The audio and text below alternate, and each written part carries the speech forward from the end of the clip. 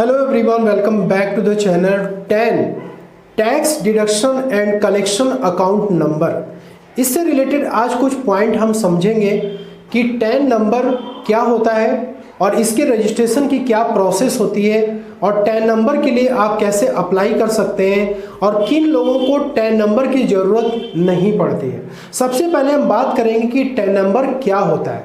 तो दोस्तों, tax deduction and collection account number ये बेसिकली 10 डिजिट का एक अल्फा न्यूमेरिक नंबर होता है जो कि ऐसे पर्सन के द्वारा लेना जरूरी है जो कि टीडीएस काटते हैं या फिर टीसीएस कलेक्ट करते हैं। अब ये 10 नंबर मिलने के बाद आप काफ़ी सारे काम कर सकते हैं, जैसे कि आप टीडीएस और टीसीएस का पेमेंट कर सकते हैं, टीडीएस और टीसीएस के रिटर्न्स को आप फाइल कर सकते हैं। तो मैंने आपको बताया था कि ये 10 डिजिट का होता है, इसमें शुरू के जो 3 डिजिट होते हैं ये बेसिकली आपके ज्यूरिसडिक्शन का कोड होता है, यानी कि जिस सिटी में आप रहते हैं जहाँ से भी आपको ये 10 नंबर अलॉट किया जाएगा उस पर्टिकुलर एरिया का ये क्या होता है, कोड होता है। ठीक है, इसके बाद नेक्स्ट जो यहाँ पे लेटर होता है, ये कोई भी कंपनी है, फर्म है, इंडिविजुअल है, एचयूएफ है, ठीक है, उसके नाम का जो पहला लेटर होगा उसका यहाँ पे आपको दिखेगा। इसके बाद यहाँ पे ये जो 5 नंबर आप देख रहे हैं ये एक रैंडम नंबर है जो कि 10 नंबर अलॉट करने वाली कंपनी आपको अलॉट करती है। यहाँ पे एक और लास्ट में नंबर होता है जो कि ये अल्फाबेट का नंबर होता है, ये आपको अलॉट किया जाता है। अब यहाँ पे देखिए, जब आप मान लीजिए कि किसी भी इंप्लॉय का आपने टीडीएस डिडक्ट किया, ठीक, तो यहाँ पर आपको 10 नंबर मेंशन करना होता है, क्योंकि मैंने आपको पहले ही बताया कि यदि आप टीडीएस रिटर्न फाइल करते हैं या टीडीएस सर्टिफिकेट वगैरह आपको प्रिंट करना है तो ये जरूरी होता है। यहाँ पे फॉर्म 16 में 10 नंबर आता है डिडक्टर का, जो कि आप यहाँ पे देख सकते हैं 10 डिजिट का ये होता है। जब आपको 10 नंबर के लिए अप्लाई करना होता है तो उस केस में क्या डॉक्यूमेंट्स की रिक्वायरमेंट आती है। यदि कोई इंडिविजुअल है तो उसको सिंपली यहाँ पे पैन कार्ड की जरूरत पड़ती है, आधार कार्ड हो गया, पासपोर्ट हो गया, इलेक्ट्रिसिटी बिल हो गया, ये सारे डॉक्यूमेंट्स की जरूरत पड़ती है। यदि कोई कंपनी है, पार्टनरशिप फॉर्म है या फिर कोई अदर पर्सन है तो उस केस में कंपनी केस में सर्टिफिकेट ऑफ इनकॉर्पोरेशन हो गया, मेमोरेंडम ऑफ एसोसिएशन हो गया, आर्टिकल ऑफ एसोसिएशन हो गया। यदि कोई पार्टनरशिप फर्म है तो उस केस में पार्टनरशिप डीड यहाँ पे लग जाता है। दोस्तों, 10 नंबर के लिए जब आप अप्लाई करते हैं तो आपको जो इसका एक लेटर रिसीव होता है, जैसे आप पैन कार्ड के लिए अप्लाई करते हैं तो आपको पैन कार्ड नंबर मिल जाता है, उसका एक प्रॉपर आपको कार्ड मिल जाता है। उसी तरीके से 10 नंबर का भी आपको एक लेटर इस तरीके से मिलता है, तो इसमें आपका 10 नंबर मेंशन होता है और आप इस 10 नंबर से क्या क्या वर्क कर सकते हैं वो भी सारी चीजें मेंशन होती है। फ्यूचर में यदि आपका खो जाता है तो आप इस 10 नंबर के आधार पर फिर से इसका डुप्लीकेट फॉर्म जो है आप इशू करवा सकते हैं। बात करेंगे कि 10 नंबर को रजिस्ट्रेशन कराना है तो उसके लिए क्या प्रोसेस हमें फॉलो करना पड़ेगा। तो दोस्तों, नॉर्मली यदि 10 रजिस्ट्रेशन कराना है तो उस केस में आपको अप्लाई करना पड़ेगा। तो 10 नंबर के लिए अप्लाई करने के लिए यहाँ पे 3 तरीका आपके सामने है। पहला मेथड ये है कि आप ऑनलाइन अप्लाई कर सकते हैं 10 नंबर के लिए, जिसमें कि फॉर्म 49B आपको फिलअप करना पड़ता है। फिर आपको सिंपल यहाँ पे ऑनलाइन में पेमेंट करना होता है। इसके बाद पेमेंट करने के बाद उस एप्लीकेशन को आपको प्रिंट करके निकाल लेना है और जो भी डॉक्यूमेंट्स है, जैसे पैन कार्ड हो गया, आधार कार्ड हो गया, आप उसमें अटैच करके आपको वाया पोस्ट इसे एनएसडीएल के सेंटर पे भेजना पड़ता है। तब आपको ये 10 नंबर का जो लेटर है ये आपको मिल जाता है।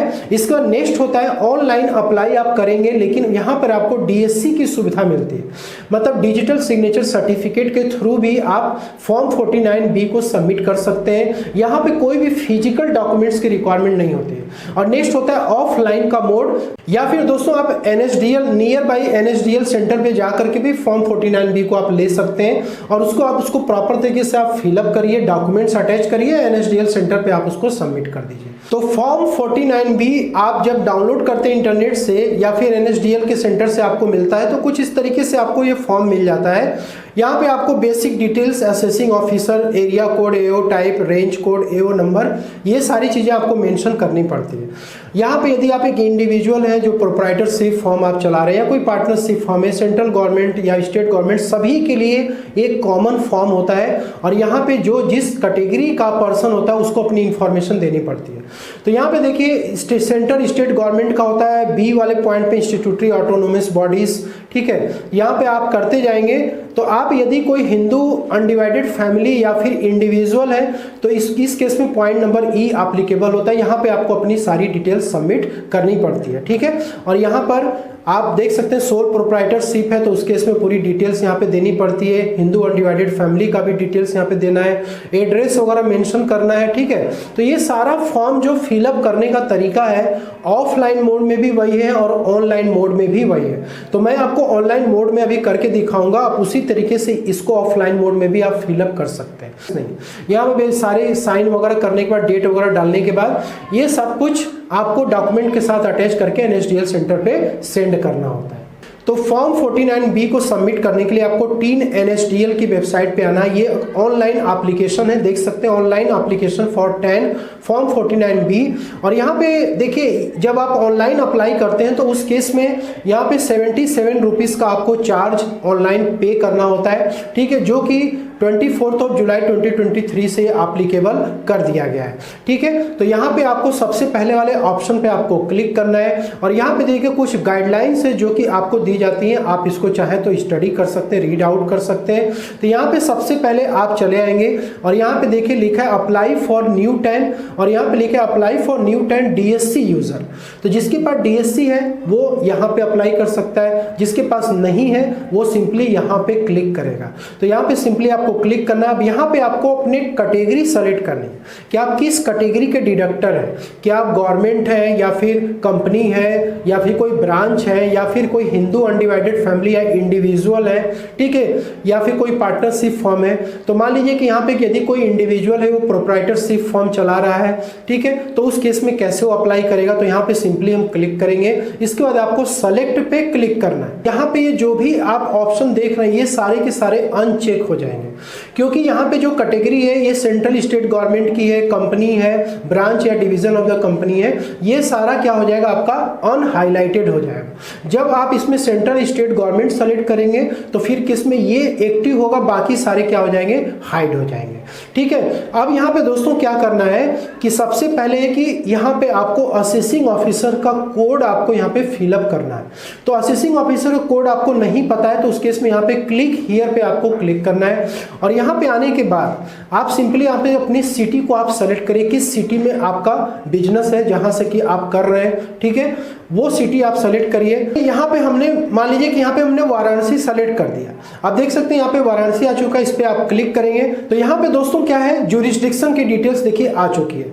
अब यहाँ पे क्या है कि आपको एरिया कोड भी मिल जाता है, AO type, range code, assessing officer का नंबर। क्लिक करेंगे, क्लिक करने के बाद आपको सिंपल यहाँ पे सबमिट करना है। तो ये आपका area code, AO type, range code, AO number, ये सारा ऑटोमेटिक यहाँ पे फेच कर देगा। इसके बाद आप नीचे की तरफ आ जाइए, यहाँ पे हमने सेलेक्ट किया था इंडिविजुअल या फिर हिंदू अनडिवाइडेड फैमिली। अब यहाँ पे क्या है कि आपको सिलेक्शन करना है कि भाई आप हिंदू अनडिवाइडेड फैमिली है या फिर इंडिविजुअल है। तो इंडिविजुअल पे हमने सेलेक्ट किया, इसके बाद टाइटल देना है, आप श्री लिखते हैं, श्रीमती या कुमारी लिखते हैं, यहाँ पे एंटर कर दीजिए। इसके बाद यहाँ पे आपको सर नेम लिखना है, यानी आपका नाम जो भी है, प्रोप्राइटरशिप फॉर्म का नाम तो कुछ और होगा लेकिन आपका क्या नाम है, आपके नाम का जो लास्ट वाला है वो आप लिखिए। इसके बाद यहाँ पे आपको फर्स्ट नेम लिखना है, फिर इसके बाद आपको मिडिल नेम यहाँ पे लिखना है। इसके बाद फिर यहाँ पे सिंपली नीचे आ जाएंगे, यहाँ पे आपको एड्रेस टाइप करना है, ठीक है, आपका फ्लैट, डोर या ब्लॉक नंबर क्या है, प्रीमाइसेस, उसका नेम, रोड, स्ट्रीट टाइप करना है, एरिया टाइप करनी है। इसके बाद किस सिटी से है, सिटी आपको यहाँ पे एंटर करना है। इसके बाद यहाँ से आपको स्टेट अपना सेलेक्ट करना है, किस स्टेट में आप आते हैं, ठीक है। और यहाँ पे दोस्तों आपको पिन कोड इंटर करना है, यहाँ पे आप टेलीफोन नंबर डाल सकते हैं, यहाँ पे आपको ईमेल आईडी डालनी है क्योंकि देखिए रेड में जो भी एस्ट्रिक्स लिखा है वो आपको मैंडेटरी यहाँ पे इंटर करना है, ठीक। ईमेल आईडी डाल दीजिए और यहाँ पर आपको नेशनैलिटी सेलेक्ट करना है, यहाँ पे आपको पैन नंबर अपना इंटर करना है, ठीक है। तो पैन नंबर क्या है कि यदि आपने अपना प्रोप्राइटरशिप फर्म रजिस्टर कराया है तो उस केस में आपका जो पैन नंबर है वो आपको यहाँ पे इंटर करना है। यदि कोई पार्टनरशिप फर्म है तो उस केस में पार्टनरशिप फर्म का जो पैन नंबर होगा वो डालेगा। हिंदू अनडिवाइडेड फैमिली का पैन नंबर होगा तो वो यहाँ पे इंटर होगा, ठीक है। और यदि कोई पहले से आपका टैन नंबर है तो आप यहाँ पे इंटर कर सकते हैं। यदि कोई आपका पहले से TCS आपको इशू हो रखा है तो आप यहाँ पे इंटर कर सकते हैं। इसके बाद दोस्तों यहाँ पे है कि I और V, यहाँ पे आपको अपना नाम नाम इंटर करना है। यदि आप एक इंडिविजुअल हो तो अपना नाम इंटर करिए। इन माई कैपेसिटी, आपकी कैपेसिटी क्या है, तो यहाँ पे आप प्रोप्राइटर लिखेंगे। यदि कोई पार्टनरशिप फर्म है तो यहाँ पे पार्टनर हो जाएगा, पार्टनर का नाम आ जाएगा। यदि कोई कंपनी है तो यहाँ पे डायरेक्टर का नाम आ जाएगा, ठीक है। और हिंदू अनडिवाइडेड फैमिली तो उसका कर्ता जो हेड ऑफ द फैमिली उसका नाम आ जाएगा, ठीक। तो यहाँ पे इंटर करने के बाद नाम, और इसके बाद यहाँ पे प्लेस आपको इंटर करना है। यहाँ पे जीएसटी नंबर वगैरह तो आप डाल दीजिएगा। अब यहाँ पे देखिए पेमेंट की डिटेल्स आ रही है, तो यहाँ पे 77 रुपीज आपको पे करनी है। डिमांड ड्राफ्ट के थ्रू कर सकते हैं, चेक नंबर के थ्रू, या इंटरनेट बैंकिंग के थ्रू कर सकते हैं। इंटरनेट बैंकिंग में आपको ध्यान देना है कि यहाँ पे जो भी बैंक अवेलेबल है, यदि इसमें आपका इंटरनेट बैंकिंग है तभी आप पेमेंट कर पाएंगे, अदरवाइज नहीं कर पाएंगे। तो यहाँ से आप चेक कर लीजिएगा कि आपका बैंक इसमें आ रहा है और उसका इंटरनेट बैंकिंग आपके पास होना चाहिए, ठीक। तो मान लीजिए कि यहाँ पे हमने इंटरनेट बैंकिंग सेलेक्ट किया, इसके बाद हम यहाँ पे सबमिट पे क्लिक करेंगे। यहाँ पे आपकी डिटेल्स आ जाएगी। एक बार वेरीफाई करने के लिए आप इसको वेरीफाई कर लीजिएगा। यहाँ पे आपको ये जो कैप्चा कोड है ये आपको इस बॉक्स में इंटर करना है, देन आपको कंफर्म पे क्लिक करना है। इसके बाद आप नीचे आ जाएंगे और यहाँ पे आपको टर्म्स एंड कंडीशन पे एग्री करना है, देन आपको इस पे क्लिक करना है।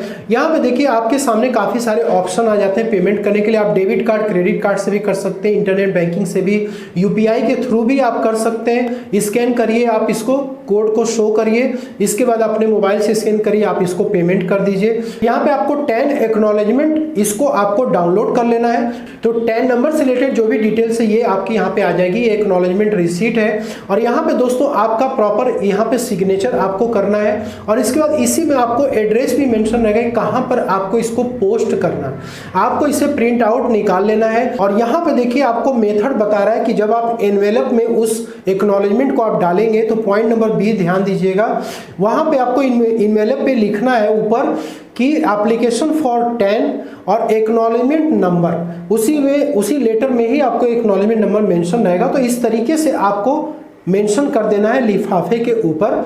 अब इसके बाद क्या है कि आपको इस एड्रेस पे क्या कर देना है, उसको पोस्ट कर देना है, ठीक है। तो दोस्तों इसके साथ आप एक्नॉलेजमेंट यदि डाल रहे हैं लिफाफे के अंदर तो आप उसके साथ डॉक्यूमेंट्स भी अपने अटैच कर सकते हैं, जैसे पैन कार्ड हो गया, आधार कार्ड हो गया, ठीक है, इलेक्ट्रिसिटी बिल हो गई, जिससे कि आपका एड्रेस और प्रूफ और आइडेंटिटी प्रूफ क्या हो सके, सुरक्षित हो सके। मान लीजिए डीएससी के थ्रू भी आप कर रहे हैं यदि, तो उसमें भी दोस्तों कोई विशेष आपको चेंजेस नहीं करना है, सारी चीजें आपकी सेम रहेगी। यहाँ पे आप सिलेक्शन करिए हिंदी में, सारी डिटेल जैसे उसमें था वैसे ही आपको फिलअप करना है। यहाँ आने के बाद आपको डीएससी बेस्ड एप्लीकेशन आप डाल रहे हैं, तो यहाँ पे क्या है, सबसे पहले आपको डीएससी में ऑथराइज सिग्नेटरी आपको यहाँ पे अटैच करना पड़ेगा। तो जैसे ही आप क्या करेंगे, अपना डीएससी इसमें इंसर्ट करेंगे, आपको एक सॉफ्टवेयर डाउनलोड करना होता है, वो सॉफ्टवेयर के थ्रू आप डीएससी को यहाँ ऑथराइज सिग्नेटरी तरह अटैच कर सकते हैं। इसके बाद फिर क्या करना होगा, आपको पेमेंट की डिटेल्स करके इसके बाद सबमिट पे क्लिक करना। सारा प्रोसेस सेम है। तो ऑनलाइन में दोस्तों आप इस तरीके से कर सकते हैं, ऑफलाइन में भी जो फॉर्म मैंने आपको भी दिखाया 49B उसको आप फिलअप करिए, फिलअप करके डॉक्यूमेंट अटैच करके NSDL सेंटर पे ले आके सबमिट कर सकते हैं। तो होप कि यू लाइक दिस वीडियो। यदि वीडियो अच्छी लगे तो लाइक शेयर जरूर करिएगा। मिलते हैं नेक्स्ट वीडियो में। Thank you so much for watching this.